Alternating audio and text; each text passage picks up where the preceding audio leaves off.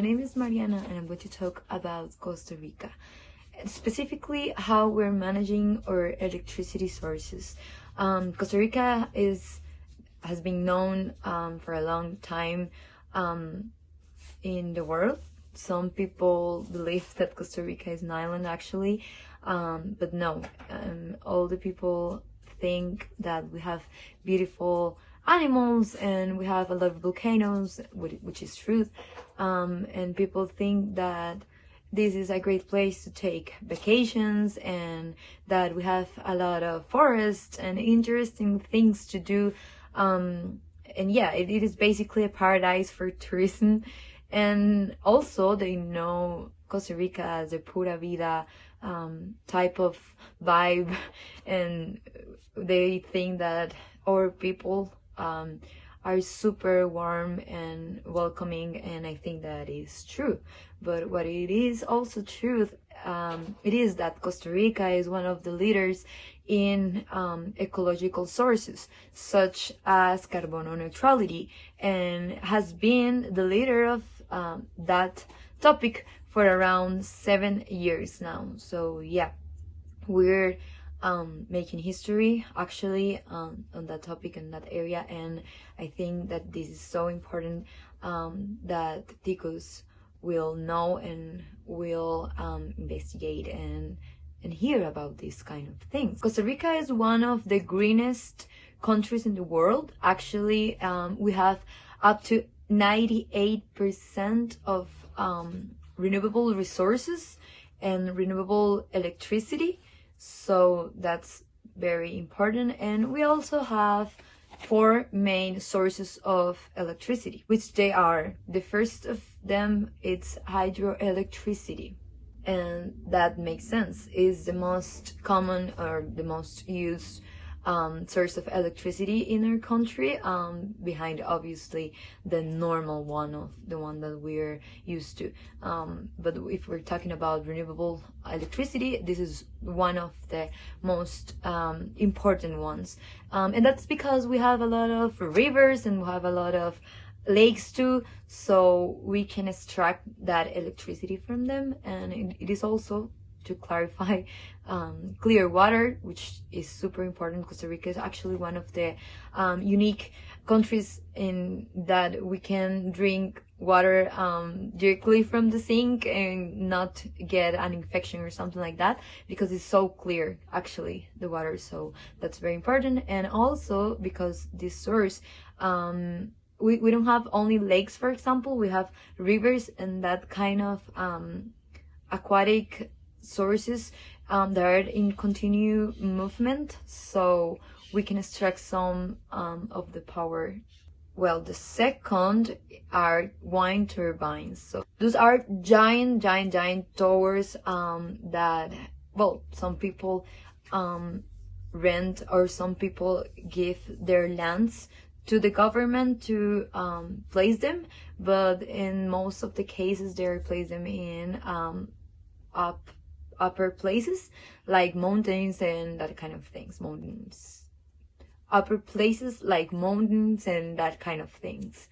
So yeah, that's one of the best resources, although it's not, they are not being that much or investigated that much, although they're not being investigated enough. So we are trying a new things from them, and well, they're actually a big touristic attraction too, so that's important.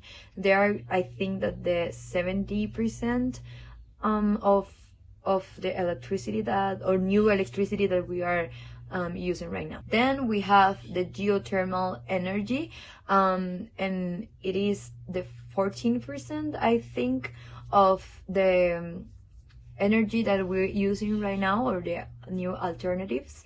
And yeah, it makes sense because we had a lot of volcanoes in this country, but the one that it is most used or investigated on this resource is placed in Guanacaste, and it's called the North Volcanic Range. And well, those kind of sources has a lot of potential because we live in a geothermal country actually, so that's pretty good. And the last one are the biomasses or the solar panels, and that kind of energy actually is super good and is super common, or is very used in a lot of countries actually. In Costa Rica it is not that popular because we are investigating, or we are investing in other resources. This is like a change that we can do socially, on the social area more than on the political one, because that's something that we can do as a family. For example, we can use it as a company too actually. So it is important that we learn about these kind of things and we have them in hand when we need them. So yeah, basically Costa Rica is putting a lot of effort in the politic ground, and talking to people, because if we help Costa Rica to be green, completely green, and we're talking about carbon neutral like 100%, well, it is estimated that Costa Rica will be there in 2051, I guess. So yeah, that's important that we help them to build this new future, this new green future. And it is good for Costa Rica too, like for the publicity, and other countries are going to see us as an example, and they may start doing the same things and taking care of the environment before taking care of the economic and political background. So yeah, that's very important. Thank you. Why does Costa Rica renewable energy? As was already stated, Costa Rica has the advantages of being posed in a geographic location that has an abundance of renewable energy producing sources such as rivers, lakes, dams, and volcanoes. Costa Rica also receives a tremendous amount of rainfall per year, which serves to aid in the overall production of hydroelectricity. And in addition to its inherent geographic advantages, Costa Rica leaders have also figured out that it is much cheaper to produce energy using renewable sources than it is to continue relying on fossil fuels on the other countries.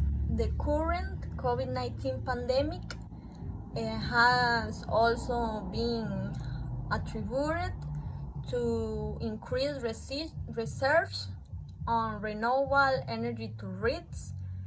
In 2021, Costa Rica continues in the efforts to remain carbon neutral and promise that it will be able to produce more than 99% of its energy productions through renewable energy resources.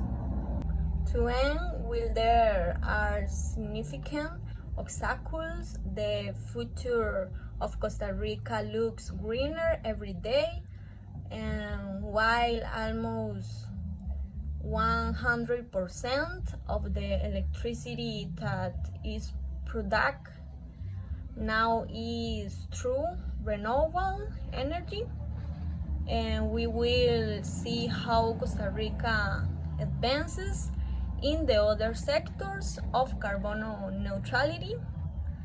And one can help but feel encouraged by how far Costa Rica has come in the renewable energy arena. Thanks.